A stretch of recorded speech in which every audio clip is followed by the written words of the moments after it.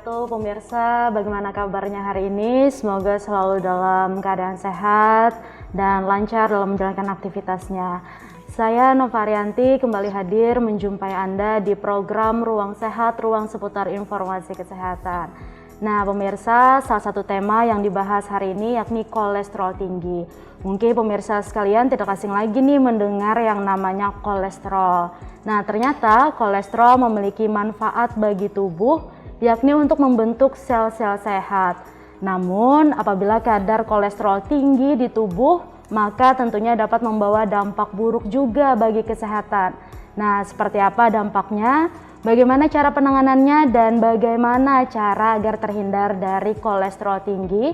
Untuk membahas hal ini saya sudah bersama dengan narasumber kita, ada Dr. Oni Erawati selaku dokter umum. Halo Dr. Oni, apa kabar dok? Alhamdulillah baik. Assalamualaikum Mbak Nova. Waalaikumsalam warahmatullahi wabarakatuh. Nah dok, kita hari ini membahas mengenai penyakit kolesterol tinggi. Namun sebelum itu dok bisa dijelaskan sebenarnya kolesterol ini apa sih dok? Dan benarkah sebenarnya kolesterol ini memiliki manfaat bagi tubuh dok? Iya benar sekali. Jadi Mbak Nova bahwa kita sering sekali deh dengar di masyarakat tentang kolesterol. Jadi kolesterol itu sebenarnya adalah suatu senyawa lemak yang dihasilkan atau diproduksi oleh sel tubuh kita. Jadi seperempat besar itu dihasilkan di hati kolesterol itu. Kadar kolesterol yang normal atau yang seimbang di dalam tubuh itu sangat membantu di tubuh kita dalam artian untuk fungsi-fungsi tubuh kita menjadi lebih sehat. Jadi untuk banyak manfaat kolesterol yang sebenarnya masyarakat mungkin tidak tahu tentang manfaat kolesterol tersebut. Oke, lalu ada juga istilahnya kolesterol baik dan kolesterol jahat, HDL dan LDL. Nah ini gimana sih dok? Oh iya, jadi Mbak Nova sebelum kita tentang kolesterol jahat dan kolesterol baik, jadi ada baiknya masyarakat tahu dulu deh. Kolesterol itu fungsinya ada beberapa. Jadi yang pertama dia sebagai pembentuk sel. Jadi di tubuh kita ini, semua sel tubuh kita ini, membran dinding selnya itu terbentuk dari unsur kolesterol. Jadi termasuk unsur utama kolesterol ini dia sebagai pembentuk sel otak dan sel saraf. Jadi dia berfungsi untuk membantu pertumbuhan sel tubuh kita juga dan juga memperbaiki sel tersebut. Kemudian yang kedua, jadi selain pembentuk sel, dia juga sebagai pembentuk hormon. Jadi kolesterol itu diperlukan oleh tubuh kita untuk membentuk hormon. Misalnya hormon adrenal, dia membentuk hormon kortikoadrenal. Terus itu kita tahu bahwa ovarium itu menghasilkan hormon progesteron dan estrogen. Itu juga unsurnya dari kolesterol. Dan juga misalnya pembentukan dari pada laki-laki hormon testosteron itu dihasilkan oleh testis dengan unsurnya adalah kolesterol juga. Jadi dua sudah kita tahu bahwa manfaat kolesterol. Yang ketiga, manfaat kolesterol itu adalah sebagai pelindung tubuh. Jadi kolesterol itu sebagian ada yang ditumpuk di lapisan korneum kulit. Jadi di lapisan korneum kulit ini dia berfungsi bersama dengan lemak, itu adalah mencegah supaya penguapan cairan tubuh ini tidak terlalu berlebihan. Contoh misalnya pada orang luka bakar yang luas, yang mana lapisan korneum kulitnya itu dia rusak, hilang, sehingga bisa terjadi dehidrasi dan kematian hanya gara-gara kehilangan cairan yang banyak. Iya. Terus juga sebagai pembentuk empedu. Jadi di sini adalah empedu itu kandung empedu itu menghasilkan asam empedu. Asam empedu ini dia berasal dari kolesterol itu juga. Jadi unsurnya kolesterol untuk pembentukan asam empedu itu.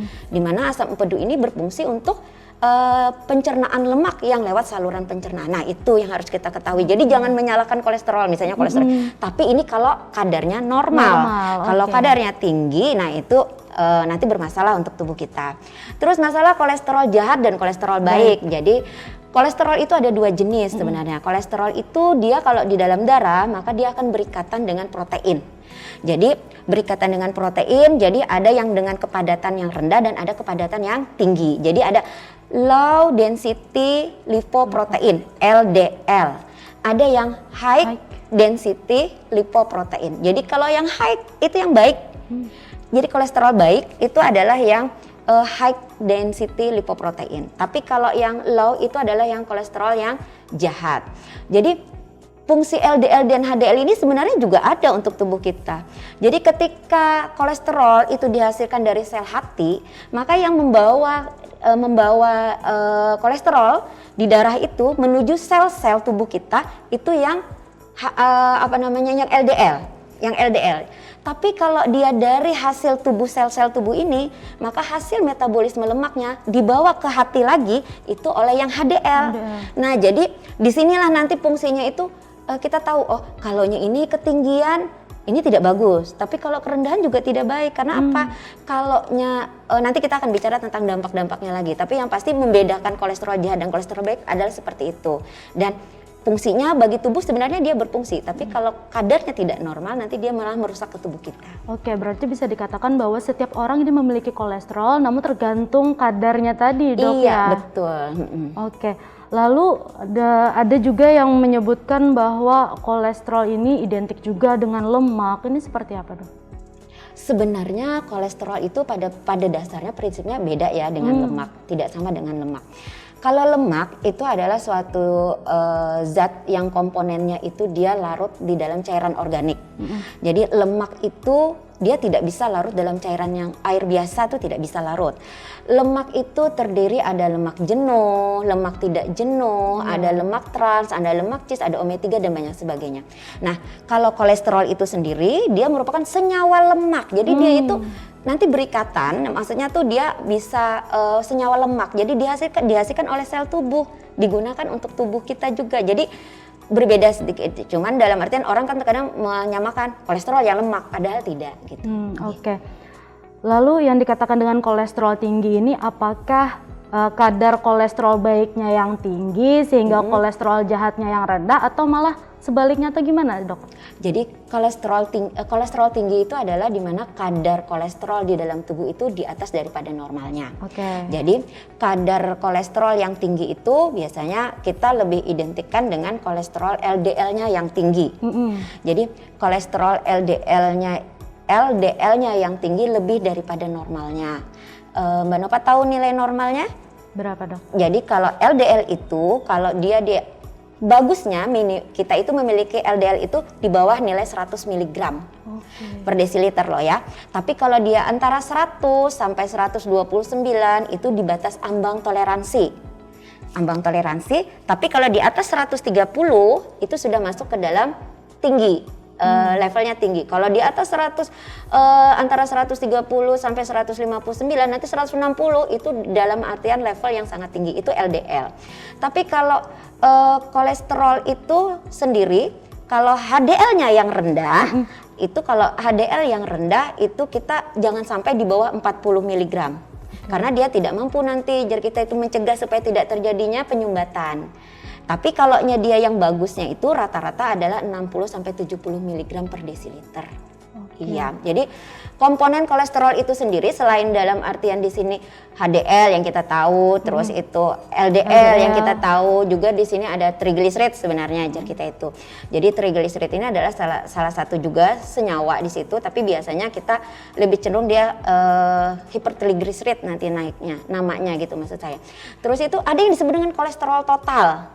Kolesterol total itu merupakan suatu gabungan dari kolesterol HDL, LDL, dan triglyceride itu jar kita tidak lebih dari 200 mg per desiliter. Jadi memang ada batas-batasnya normal dan tidaknya. Jadi kolesterol tinggi rata-rata kalau dia di atas 200, misalnya 200 mg per desiliter, kan biasanya masyarakat menceknya adalah kolesterol total dulu, bukan yang LDL dan HDL.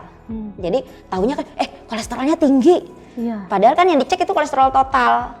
Totalnya kalau lebih dari 200 mg per desiliter dengan HDL yang kurang dari 40, maka kita lanjutkanlah dengan pemeriksaan yang LDL dan triglyceride-nya. Biasanya seperti itu supaya melihat semua profil lemak di dalam tubuh. Oke, untuk kadarnya sendiri mengenai kolesterol ini, Dok, apakah sama antara laki-laki dan perempuan? Iya, sama. Beda kalau kita asam urat. Asam urat kan berbeda antara laki-laki dan perempuan untuk kadarnya. Tapi kalau kolesterol antara laki dan perempuan itu di berbagai jurnal itu tidak ada dibedakan. Misalnya kalau perempuan segini, laki-laki segini. Cuman dia punya kisaran normal segini loh gitu maksudnya. Anak-anak juga tidak ada kisarannya? Tidak.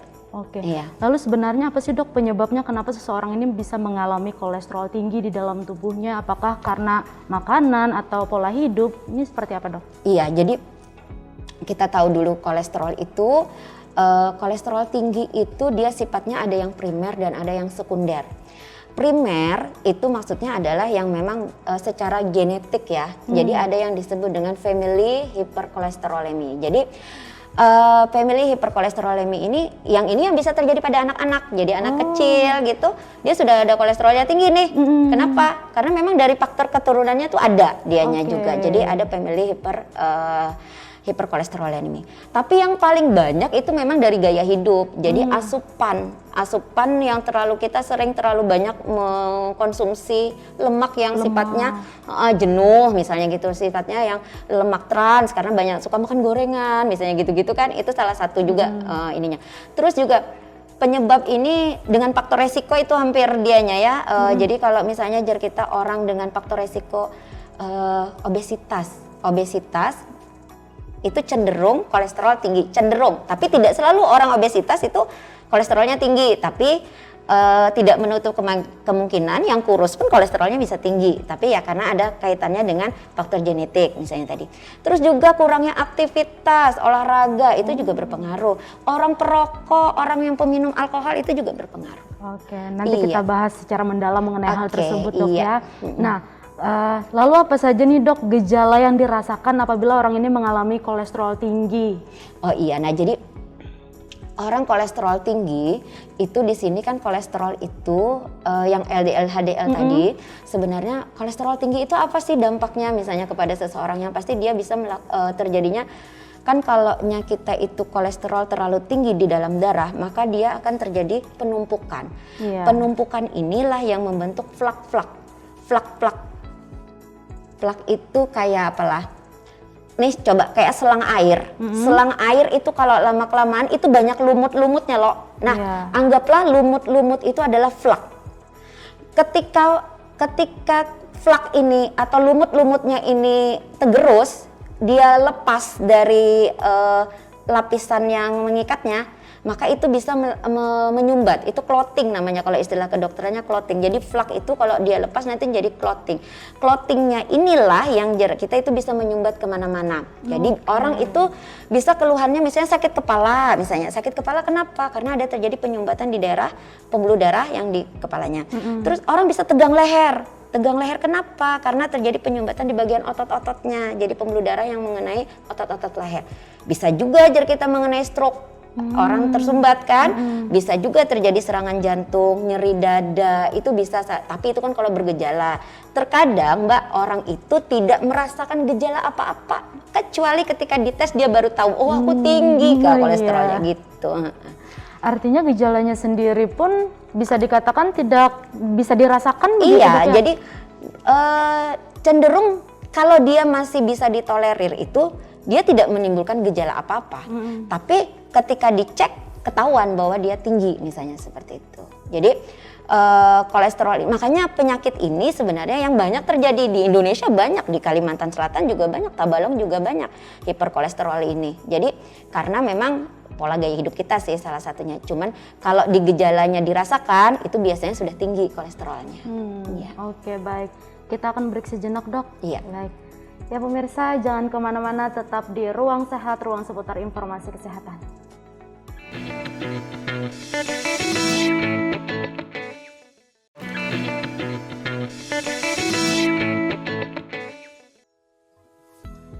Ya pemirsa, Anda masih di Ruang Sehat, ruang seputar informasi kesehatan, melanjutkan perbincangan kita dengan Dr. Oni membahas mengenai penyakit kolesterol tinggi.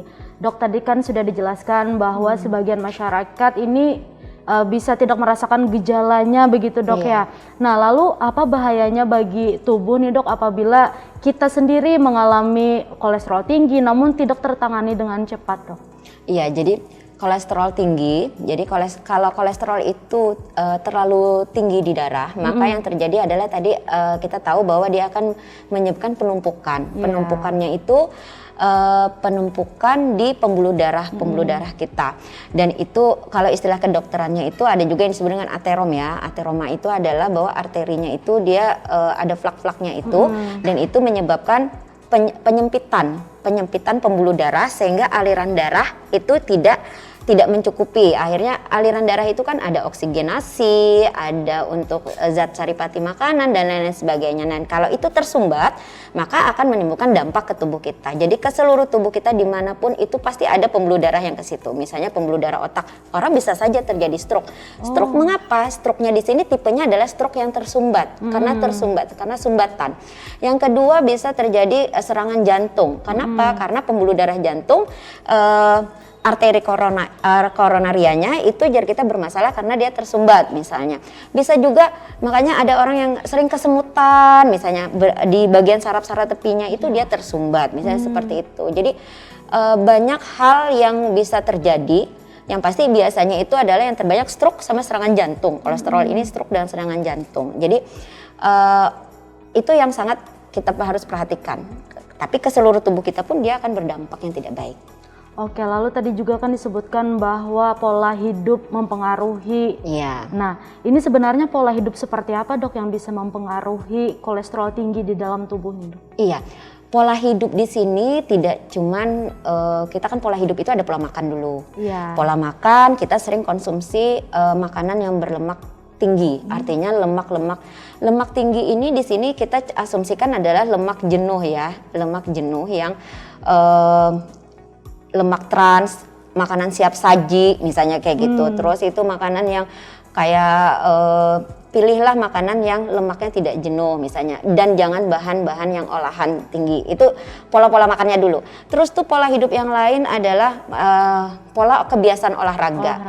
Kurangnya aktivitas tubuh kita sehingga lemak-lemak itu tadi tidak dibakar untuk dijadikan energi sehingga cuman mengendap dan akhirnya kan jadinya jadi penimbunan lemak. Nah, itu juga berpengaruh. Terus tuh kebiasaan konsumsi alkohol, kebiasaan merokok, jar kita itu sangat berpengaruh. Selain pola hidup lain yang istilahnya juga kita kurang istirahat, terus itu stres, itu juga memicu untuk terjadinya tinggi kolesterol kita. Oke, untuk jenis makanan sendiri dok, ada nggak yang memicu kolesterol dalam tubuh? Iya, jadi lemak itu kita usahakan kalau untuk yang pemicunya ini adalah jenis-jenis lemak jenuh yang dengan lemak trans ya. Jadi kalau lemak jenuh, lemak trans, gorengan, terus itu makanan-makanan seperti otak sapi, otak kambing misalnya gitu. Terus itu juga makanan yang kayak keju jenisnya, terus itu santan. Kalau yang santan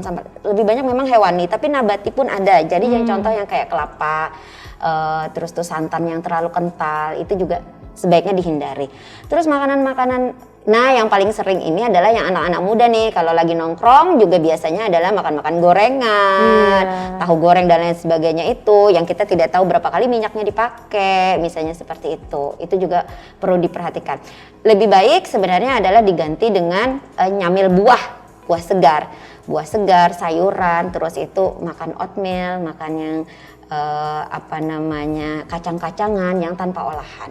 Lebih bagus seperti itu. Berarti kalau dari segi pengolahan ini berpengaruh juga dok iya, ya? Iya, berpengaruh. Jadi lebih baik yang direbus sebenarnya daripada digoreng ya.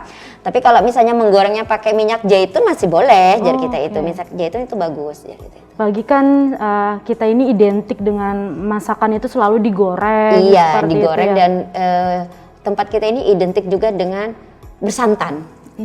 Mana makanan yang tidak enak kalau disantan? Pasti santannya enak ya. Lalu pola makan seperti apa yang bisa diterapkan bagi penderita dok? Jadi pola makannya sebenarnya sama lah kayak orang diabetes. Sebenarnya makan itu kita tetap boleh makan tapi tidak banyak. Artinya tidak yang kayak kemaruk kita makan. Kayak misalnya makan cumi, udang itu masih boleh kita makan tapi tidak banyak.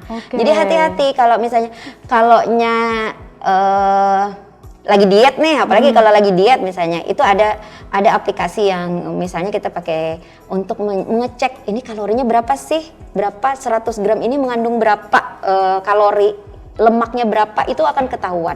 Cuman yang pasti kalau pola makan di sini adalah pola makan yang sedikit tapi sering, itu lebih baik karena kalau kita makan itu dia akan cepat dipecah apabila dengan aktivitas fisik juga. Jadi ditambah dengan aktivitas fisik. Makan sedikit-sedikit saja, perbanyak makan sayur dan buah dan minum air putih yang cukup. Oke, makan sedikit-sedikit namun sering. Iya. Nah, seringnya ini berapa kali sih dok? Sebenarnya kalau sering di sini tidak mesti harus makan nasi ya, buah, sayur itu tadi ya, tidak mesti harus makan nasi. Jadi kalau makan seberapa sering sebenarnya tergantung dari kemampuan lambung kita juga. Biasanya kalau gas lambung itu dia 2 jam sekali itu sudah mulai kosong, jadi isikan. Boleh makan kurma 1 misalnya seperti itu. Jadi supaya apa yang kita makan itu bisa langsung dipecah. Jadi dipecah dan dijadikan energi. Jadi tidak mengendap. Kalau misalnya habis makan satu kali makan jumbo misalnya, terus tuh tidur, itu langsung menumpuk lemaknya. Kalau ngemil snack-snack gitu gimana? Nah itu juga tidak bagus. Jadi bagus. kurang bagus ya. Itu kan banyak lemak yang lemak trans di situ, lemak cheese di situ. Kalaunya kita yang memakan camilan, snack-snack, kayak jenis-jenis makanan kita keripik-keripik dan lain sebagainya. Oke, ternyata itu juga bisa memicu kolesterol, Dok ya. Tapi bukan berarti kita tidak boleh makan sama sekali ya. Boleh. Tapi sedikit saja. Jadi misalnya tuh kita disuguhin 1 toples. Nggak usah makan 1 toples, cukuplah beberapa, sekedar mencicipi saja, ya. Karena itu juga berlebihan tidak baik. Tidak baik, boleh tetap mencicipi. Kalau saya tidak, orang Banjar ini kada pantang mati dengan makanan itu, tetap boleh makan, tapi porsinya sesuaikan, sedikit saja, misalnya kayak gitu. Ada kita ini kan kemaruk rajin loh, apalagi nyaman, makan sampai kenyang begitu makannya, Dok ya.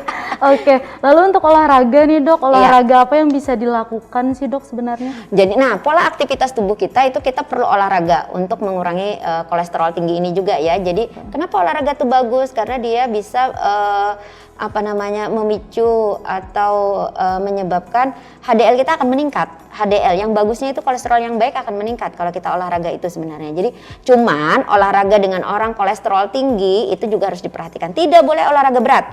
Olahraganya harus yang ringan-ringan saja. Jadi olahraga ringan itu apa saja? Bisa berjalan kaki saja, bisa bersepeda, bisa juga lari santai. Tidak boleh yang terlalu kenapa tidak boleh? Karena begini. Ketika pada saat kita olahraga terlalu berat, orang yang kolesterol tinggi itu kan memiliki flak di pembuluh darahnya.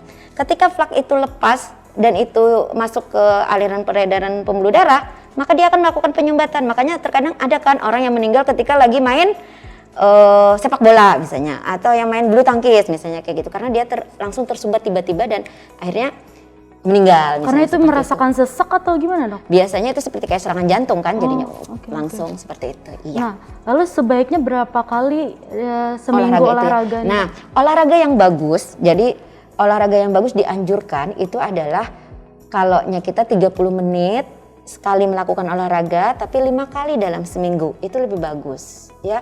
Jadi diaturlah waktunya, kan tidak lama juga 30 menit itu, yang santai saja, jalan kaki, tapi bukan belimbai lah, ngerti lah belimbai, santai benar tuh kadang juga aja kita. Jadi olahraga yang memang menggerakkan tubuh kita, organ tubuh kita. Kalau aktivitas di kantor, aktivitas fisik di kantor itu bisa dikatakan olahraga atau gimana sih, Dok? Jadi aktivitas fisik di kantor, nah yang namanya olahraga itu adalah suatu kondisi gerakan tubuh yang ada iramanya, ada irama, frekuensi, dan ada gerakan yang teraturnya. Jadi kalau kita anggaplah besesapu rumah, besesapu rumah itu kan terkadang sekehendak kita aja, set. Yeah. Tapi kalau kita mau olahraga dengan sesapu itu tadi, 1, 2, 3, 4, pindah lagi 1, 2. Jadi itu teratur, boleh seperti itu. Bilanya duduk 1, 2, boleh. Misalnya kita menggunakan kursi di tempat kerja, jar kita itu boleh, tapi gerakannya harus ada ada geraknya yang iramanya, misalnya hentakan kaki sama, misalnya seperti itu. Tapi kalau namanya kita bertetapas, misalnya atau menulis di kantor saja, itu memang kita capek, tapi bukan olahraga namanya. Iya, biasanya orang juga kan beranggapan bahwa asal keluar keringat, itu dikatakan Beda. olahraga. Makanya beda antara olahraga dengan aktivitas. Makanya kan bagus juga tuh di Kabupaten Tabalong, alhamdulillah kita setiap SKPD itu setiap jam 10 pagi dilakukan peregangan, dilakukan olahraganya, itu bagus sekali. Ya, jadi tetap di tahun 2022 tetap kita galakan untuk kegiatan germas itu ya, salah satunya gerbas. Oke, lanjut, Dok. Kalau mengalami kolesterol tinggi ini apakah harus selalu minum obat-obatan? Karena kan hasilnya selalu berfluktuasi, Dok, yang mengenai kadar kolesterol di dalam tubuh ini. Iya, jadi gini, seorang dokter ketika ada pasien dengan datang ke kita pasti akan melihat dan menganamnesa dia, menganamnesa secara dan pemeriksaan fisiknya dia, dan juga melakukan pemeriksaan terhadap hasil-hasil tesnya yang dulu maupun yang sekarang. Dari informasi data-data tersebut, seorang dokter dia akan mengambil suatu keputusan. Artinya, oh Bapak pian kada usah minum obat dulu Gin, misalnya gitu kan, dengan latar-latar belakang yang sudah dia lakukan anamnesa, ini dari mana sih kira-kira naiknya kolesterolnya dari mana, apakah memang dari genetik, apakah karena pola hidup saja, apakah karena suka makan-makan berlemak dan sebagainya. Ketika dia melihat semua data-data itu, oh misalnya Pak kita ini ulun kadang beri obat dulu deh, karena obat itu sebenarnya line drug yang terakhir, kecuali kalau yang family hiperkolesterol yang jadi kita memang genetik dan dia ada kerusakan tertentu di tubuh dia, maka itu wajib pakai obat misalnya. Tapi kalau yang kebanyakan adalah pola hidup. Jadi kalau ulun biasanya, Pak kita kada usah minum obat dulu, coba pianlah bepantang makannya, olahraga, pokoknya yang lakukan perubahan pola hidupnya, gaya hidupnya dirubah. Dan itu mesti apabila kita sudah dalam pengamatan kita sudah melakukan itu tapi tidak turun kolesterolnya, ketika dia kontrol lagi kita cek ternyata oh kada turun, padahal sudah bujur-bujur nih bepantang. Ya ini. Nah, baru kita lakukan pengobatan dengan obat-obatan. Tapi kalau misalnya dia bisa dengan perubahan pola hidup saja, lebih baik pakai perubahan gaya hidup itu daripada pakai obat. Tapi kalau memang tidak bisa ya memang harus pakai obat. Cuman harus diperhatikan bahwa keberhasilan obat ini pun sangat dipengaruhi dari pola gaya hidup seseorang itu. Jadi kalau misalnya, aku nukar obat kolesterol itu mahal loh. Ada yang istilahnya kolesterol itu mahal. Jadi ketika orang itu minum obat kolesterol, dia berpikir bahwa oh ini obatnya harat, lalu aku makan sembarangan.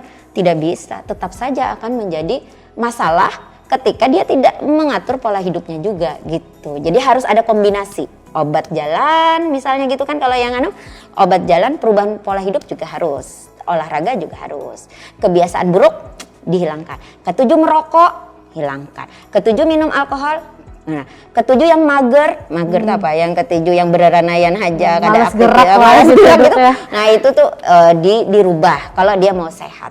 Ya. Oke, namun bisa disimpulkan nggak dok, sebenarnya kolesterol ini bisa disembuhkan atau gimana dok? Iya, karena kolesterol ini dia bisa dinormalkan ya, bisa dinormalkan dengan obat dan perubahan gaya hidup. Jadi kalau kita itu setiap orang, kalaunya dia bisa menormalkan, dia tidak perlu obat kan, dan itu bisa tidak menimbulkan komplikasi. Tapi kalau sudah ada gangguan ke jantung, ke ini, berarti kan itu yang harus diobatin gitu. Oke, untuk pengecekannya sebaiknya berapa bulan sekali dok? Nah, pengecekan ini kayak gini. Jadi kita itu ketika kita memiliki kebiasaan jelek, ketujuh merokok, misalnya ketujuh ini, terus ada faktor hipertensi, ada diabetes, ada keturunan keluarga kita yang mengalami serangan jantung misalnya gitu. Maka pada usia 20 tahun kita sudah mulai harus cek tuh. Kalaunya dia aman tuh normal, maka 5 tahun yang akan datang dia baru cek lagi. Jadi dari umur 20. Tapi ketika dia tidak ada kebiasaan jelek, tidak ada yang tadi itu, hipertensi tidak ada, diabetes tidak ada, keturunan keluarga tidak ada, itu boleh dimulai dari usia 35 tahun untuk pengecekannya. Jika ada hal yang tidak normal, maka dia harus melakukan pengamatan terhadap itu, artinya dia mengulangi lagi ceknya itu. 3 bulan sekali kita cek, 3 bulan. Kalaunya kalaunya dia tidak bermasalah lagi, istilahnya nanti bisa 6 bulan, bisa 1 tahun sekali, ya. Jadi tidak mesti harus yang, harus 1 bulan sekali nih, umur masih 25. Kalaunya tidak ada gejala apa-apa ya, artinya tidak ada yang faktor resiko, ya tidak perlu. Lalu ada juga kan dok alat yang bisa dilakukan secara mandiri di rumah. Oh iya, untuk pengecekannya. Nah itu efektif kah sih dok? Sebenarnya alat itu memang alat membantu, tapi itu bukan menjadikan kita, ini sama dengan yang di fasilitas kesehatan atau di laboratorium, sangat berbeda. Karena alat yang di rumah itu cuma bisa mengukur kolesterol total. Jadi kolesterol total, tapi kalau dia misalnya memang normal ya, di bawah 200 saja, itu tidak jadi masalah. Tapi kalau yang lebih, maka usahakan harus cek ke fasilitas kesehatan untuk mencek LDL, HDL, trigliseridnya juga. Jadi tidak cuma kolesterol. Jadi tidak menggantikan pemeriksaan yang sebenarnya di fasilitas kesehatan. Jadi tetap harus ke lab kalau yang memang bermasalah. Itu cuma membantu saja. Agar juga mendapatkan penanganan yang tepat. Iya, lebih tepat dan cepat ya, lebih cepat dan tepat. Baik, kita akan lanjutkan perbincangan kita dok. Oke. Baik. Ya pemirsa, jangan kemana-mana karena di segmen selanjutnya kita akan membahas mengenai mitos atau fakta. Nah, namun sebelum itu mari simak dulu informasi tentang makanan sehat bagi penderita kolesterol tinggi. Berikut videonya untuk Anda. Pemirsa Ruang Sehat, selain dengan obat-obatan, kolesterol tinggi juga bisa diatasi dengan mengkonsumsi makanan sehat. Berbagai pilihan makanan ini diketahui mampu mengurangi dan mengontrol kadar kolesterol dalam darah. Lantas, apa saja jenis makanan sehat yang dimaksud? Sayuran dan buah-buahan. Sayuran dan buah-buahan merupakan kelompok makanan sehat kaya nutrisi yang baik dikonsumsi oleh penderita kolesterol. Kandungan serat, vitamin, dan mineral di dalamnya dikenal baik untuk kesehatan tubuh dan mampu menurunkan kolesterol jahat atau LDL. Jenis sayuran dan buah yang baik dikonsumsi yakni aneka sayuran seperti brokoli, bayam, sawi, selada, wortel, dan kentang. Buah yang mengandung lemak sehat seperti alpukat dan buah dengan kandungan serat pektin seperti jeruk, apel, anggur, dan stroberi. Ikan yang mengandung lemak sehat. Penderita kolesterol tinggi juga dianjurkan untuk mengkonsumsi makanan yang mengandung asam lemak omega 3 seperti ikan salmon, ikan kembung, ikan sarden, dan ikan tuna. Biji-bijian utuh. Biji-bijian seperti biji bunga matahari, gandum, dan chia seed juga termasuk dalam jenis makanan sehat untuk penderita kolesterol tinggi karena jenis makanan ini kaya akan vitamin, mineral, protein, lemak sehat, antioksidan, serta serat larut yang disebut beta-glukon. Kacang-kacangan. Tak hanya biji-bijian, kacang-kacangan juga mengandung aneka nutrisi, serat, dan antioksidan yang baik dikonsumsi oleh penderita kolesterol tinggi. Beberapa jenis kacang-kacangan yang dapat dikonsumsi seperti kacang polong, lentil, dan buncis dikenal sebagai sumber protein yang baik. Kacang kedelai dan edamame mengandung protein dan isoflavon yang terbukti dapat menurunkan kadar kolesterol jahat. Kacang almond dan kenari mengandung fitosterol dan terbukti menghambat penyerapan kolesterol jahat di dalam usus. Makanan yang diperkaya stanol dan sterol. Stanol dan sterol merupakan senyawa pada tanaman yang dapat menghambat penyerapan kolesterol di dalam usus, sehingga bisa menurunkan kadar kolesterol dalam darah. Kini stanol dan sterol juga banyak ditambahkan di dalam beragam produk makanan dan minuman, seperti margarin, keju, coklat, jus buah kemasan, dan yogurt.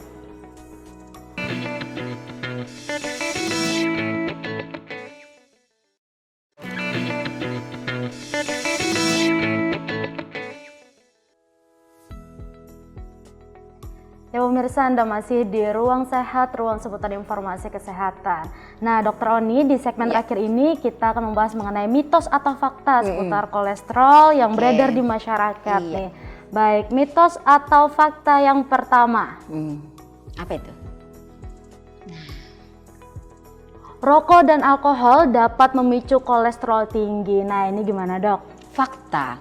Jadi di dalam rokok itu ada suatu zat yang namanya akrolin. Akrolin itu dia menyebabkan penghambatan terhadap HDL itu menjadi dia lebih rendah ya. Jadinya melakukan hambatan terhadap fungsi dari HDL. Jadi makanya dia akan memicu kolesterol tinggi. Jadi hati-hati nih yang para perokok. Lebih baik jadi ini dihentikan fakta ya dok ya. Iya, karena memang ada zat di rokok itu yang tidak baik untuk tubuh kita yang berpengaruh ke kolesterol. Oke, alkohol juga ternyata berdampak benar. bagi pemicu kolesterol. Baik, Benar. selanjutnya mitos atau fakta.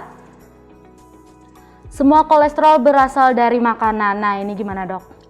Tidak, karena kolesterol itu sendiri ada yang dihasilkan dari dalam tubuh kita. Jadi kolesterol itu ada yang berasal dari dalam diri kita, yang tadi Ulun bilang bahwa kolesterol itu diproduksi oleh sel tubuh kita. 1/4-nya itu dihasilkan oleh sel hati. Nah, sisanya itu ya dari asupan makan kita, iya dari luar. Jadi ini mitos ya, tidak semua itu berasal dari makanan, tapi dari dalam tubuh kita juga ada yang memproduksi untuk kolesterol itu sendiri. Oke, faktor genetik juga ada tadi dok ya. Iya, betul. Baik, next mitos atau fakta kolesterol tinggi selalu menyebabkan penyakit jantung. Ini gimana dok? Iya, jadi ini memang faktanya orang yang dengan penyakit jantung biasanya kolesterolnya akan tinggi. Mengapa seperti itu? Karena kolesterol ini tadi dia akan mengendap di pembuluh darah sehingga dia menyebabkan penyempitan di pembuluh darah. Penyempitan itu salah satunya di pembuluh darah jantung, dia akan menyebabkan penyakit jantung. Jadi benar lah ya Benar ini. ya? Iya. Oke, fakta. Selanjutnya, mitos atau fakta nyeri pada bagian tengkuk tanda kolesterol meningkat. Nah, banyak nih dok masyarakat yang beranggapan hal seperti ini. Gimana dok? Ini salah satu tanda saja ketika kolesterol itu tinggi, ketika dia mengalami menyumbat di daerah bagian yang memperdarahi otot bagian leher, maka dia akan nyeri tengkuk. Tapi tidak selalu nyeri tengkuk. Tapi ini fakta bahwa ada tanda-tanda kolesterol meningkat adalah memang salah satunya nyeri di bagian tengkuk. Karena dia penyumpatan kan gitu. Oke, selanjutnya mitos atau fakta, kolesterol tinggi hanya dialami oleh orang dewasa saja. Ini gimana dok? Mitos ya, jadi Mitos orang ya. dengan usia, jadi bisa menyerang berbagai usia, termasuk usia muda, anak-anak yang tadi apabila dia memang memiliki genetiknya. Jadi dia yang tadi family hiperkolesterolemi itu dari kecil. Jadi bisa saja anak kecil itu terkena kolesterol. Jadi jangan kita merasa aman nih ketika anak-anak itu juga belum waktunya dia kena kolesterol tinggi, belum tentu. Jadi tidak mengenai dewasa saja, anak-anak juga bisa. Oke, ternyata anak-anak juga harus lebih aware. Iya, cuman kalau kita ini sudah tua, karena penambahan usia kita itu memang terjadi penurunan berbagai sistem di tubuh kita, termasuk metabolisme apapun itu, sehingga memang terkadang penyakit apapun itu akan timbul pada usia sudah kita dewasa dan tua ya. Iya betul. Oke, selanjutnya mitos atau fakta hanya orang yang obesitas yang mengalami kolesterol tinggi? Tidak, jadi Oke, tidak selalu ya. orang obesitas itu yang mengalami kolesterol tinggi, tidak hanya pada orang obesitas, orang kurus pun bisa kolesterolnya tinggi ya, karena banyak faktor tadi, ada termasuk genetiknya, ada penyakit juga. Iya. Oke, baik. Terakhir nih dok, mungkin ada tips dari dokter sendiri iya. agar terhindar dari kolesterol tinggi. Silahkan dok. Iya. Assalamualaikum warahmatullahi wabarakatuh, masyarakat yang ada dimanapun pian berada, Nini, Kai, ading, kakak, berataan lah ya. Karena penyakit kita ini berasal dari salah satunya dari faktor makanan, selain dari dalam tubuh kita juga yang pastinya. Ayo, karena tidak henti-hentinya kami melakukan suatu kampanye germas, gerakan masyarakat dengan selalu cerdik. Cek kesehatan secara rutin untuk tahu kolesterol kita berapa. Terus tuh adalah makanan yang kita makan itu juga harus sesuai dengan kandungan yang memang dibutuhkan oleh tubuh kita, gizi yang seimbang, istirahat yang cukup, karena apapun itu semuanya pasti akan larinya ke penyakit, termasuk kolesterol. Istirahat yang cukup, olahraga 5 kali dalam seminggu selama 30 menit, kemudian juga kelola stres dengan baik. Jadi selalu itu kuncinya adalah perubahan dari pola gaya hidup kita. Kalau kita sudah memiliki genetiknya punya kolesterol tinggi, tapi jangan pesimis. Kita tetap bisa hidup dengan normal dengan mengendalikan kolesterol tersebut dengan merubah gaya hidup kita menjadi lebih sehat. Iya. Oke, baik. Terima kasih Dr. Oni atas informasi yang diberikan Sama-sama. hari ini. Tentunya juga diharapkan semoga masyarakat bisa menerapkan pola hidup sehat seperti yang disampaikan dokter tadi ya. Semoga kita sehat semua, kita yang berdiri di sini maupun masyarakat semuanya juga kita sehat semua. Amin. Ya Terima Rabbal kasih dok. Alamin. Sama-sama. Ya pemirsa, sekian Ruang Sehat episode kali ini. Saya Nova Arianti mewakili kru yang bertugas pamit undur diri. Wassalamualaikum warahmatullahi wabarakatuh. Waalaikumsalam warahmatullahi wabarakatuh.